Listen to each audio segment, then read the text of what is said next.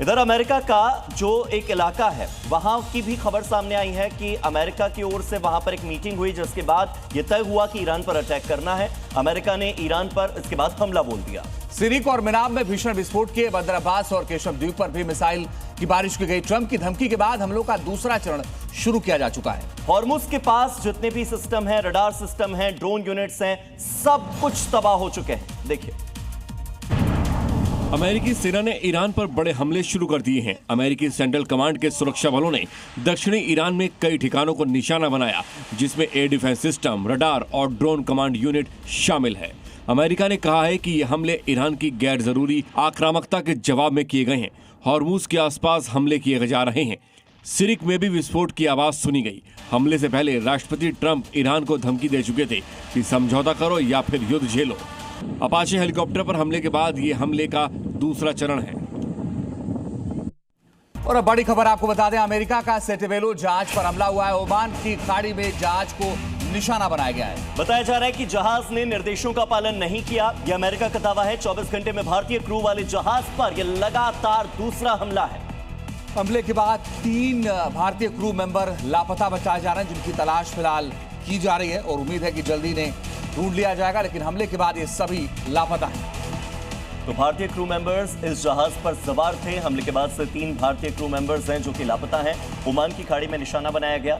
इससे पहले 24 ऐसे भारतीय थे जो कि जहाज पर मौजूद थे।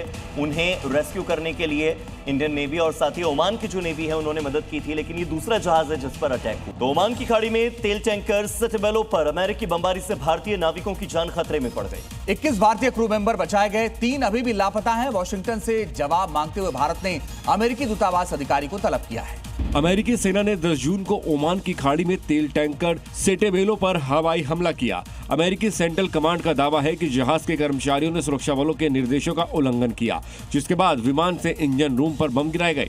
वहीं इस हमले के बाद 21 भारतीय क्रू सदस्यों को बचा लिया गया, लेकिन 3 अभी भी लापता हैं। भारत ने इसकी घटना की कड़ी निंदा की है और अमेरिकी दूतावास के प्रभारी अधिकारी जैसन मिक्स को तलब किया है। भारत ने कहा है कि यह हमला चिंताजनक है।